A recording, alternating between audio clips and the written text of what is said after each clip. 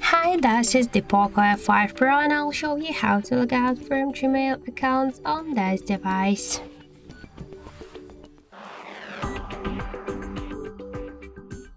So first we should open the Gmail app, tap on the right upper corner and to log out from Gmail account in Gmail app, we should first log out from Google accounts on our device.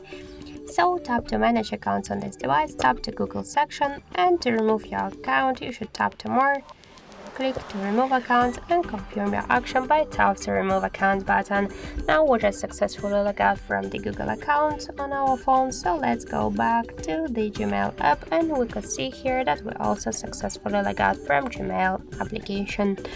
So thank you for watching, and if you find this video helpful, leave thumbs up and subscribe.